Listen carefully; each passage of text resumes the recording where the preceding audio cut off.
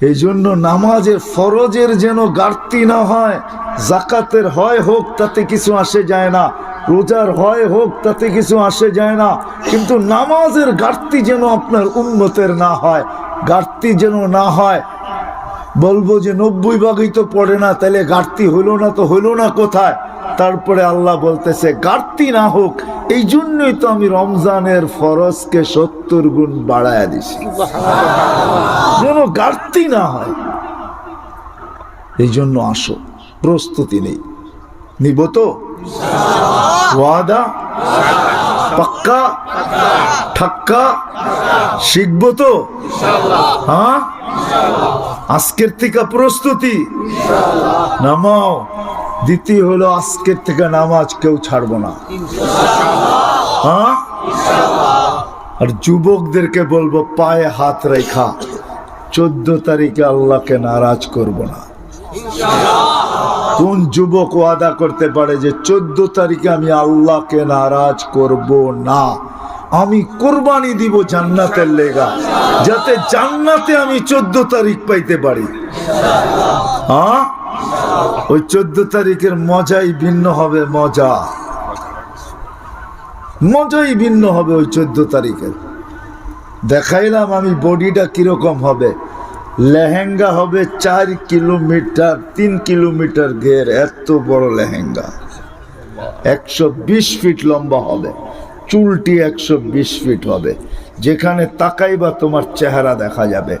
দুনিয়ার মতো না, মেসেজ তোমারও দিছে, আরো 20 জনরে দিছে।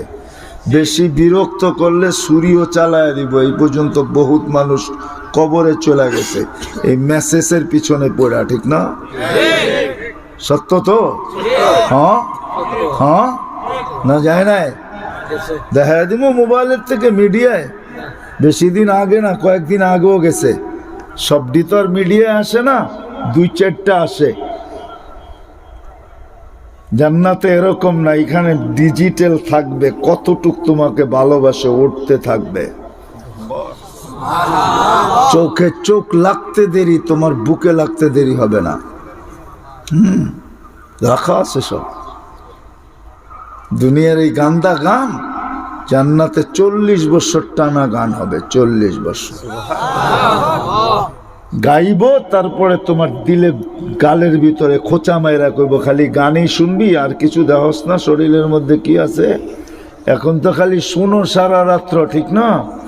হ্যাঁ, আর মোবাইলের মধ্যেই খালি এরম এরম করো, ঠিক না? হ্যাঁ, বেশি বিরক্ত করলে আবার কেসও করবো তোমার বিরুদ্ধে। কি বলো? খালি দেখাই যায় আর কিচ্ছু করা যায় না, শোনাই যায়, বিরক্ত করা যায় না। জান্নাতে এরকম না, যেটা গাইবে তোমার সামনে ওটা তোমারই হবে, আর কারো হবে না। মনে হয় বুঝাইতে পারি নাই? যেটা গাইবো ওটা কার হবে? তোমার হবে, তোমার। যেটা তোমার সামনে নাচবে ওটা তোমারই হবে, আর কারো হবে না। আল্লাহ বানায় রেখা দিছে। আমাদের নবীজি চোখে দেখা আইসা বলছে, চোখে জান্নাত কুইরা আইসা দেখা আমাদেরকে বলছে। নিব তো প্রস্তুতি ইনশাআল্লাহ। আল্লাহ আমাদের সবাইকে আমল করার তৌফিক দান করেন। ওমা আলাইনা ইল্লাল বালাগ।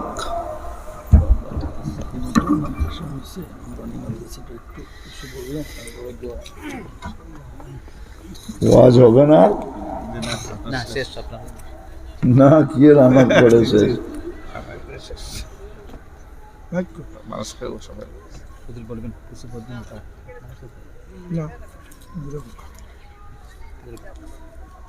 আমি শুনতেছিলাম এসা চান্দা হইতেছিল আর কি। আসলে এই পরিবেশগুলো আমাদের টিকায় রাখা দরকার।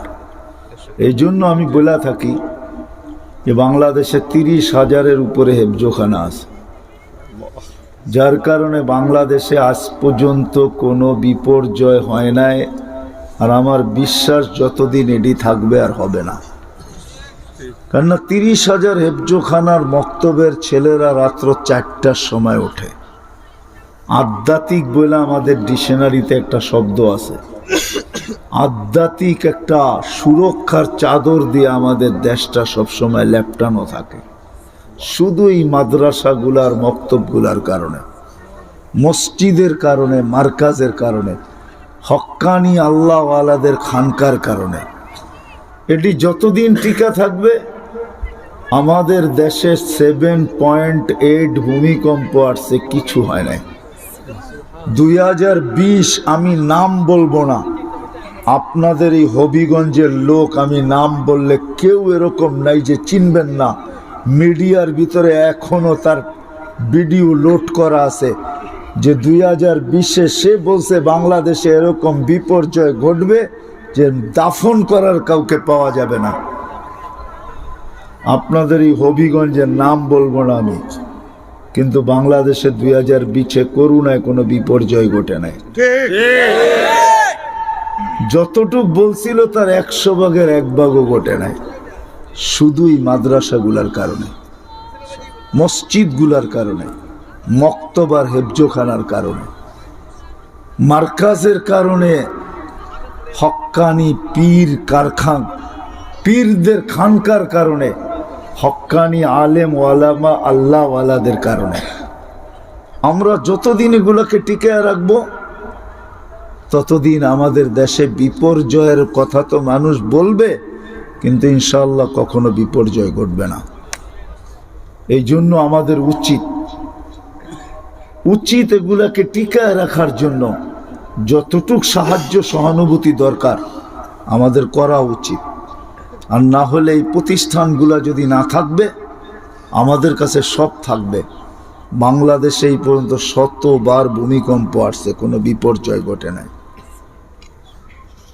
আর বৃহত্তর সিলেটের কথা বলতেছি, বিজ্ঞানীরা বলে সিলেট সবচেয়ে বেশি ঝুঁকিতে আছে। আজ থেকে 6 মাস আগে আমি পড়ছি, কিন্তু আমি হাসছি আর কিছু বলি নাই। আমি ভাবছি, এটা একা একা হাসছি আর ভাবছি যে সিলেটের মতো মক্তব, মাদ্রাসা, মসজিদ বাংলাদেশের অন্য কোনো জেলায় নাই। বিদায় সিলেট যদিও বলে সবচেয়ে বেশি ঝুঁকির ভিতরে আছে, তা আমার বিশ্বাস কোনো বিপর্যয় ঘটবে না এখানে যতদিন এই পরিবেশগুলা থাকবে ইনশাআল্লাহ। এটার জন্য আমাদের সাহায্য সহানুভূতি করা উচিত সাধ্য অনুযায়ী।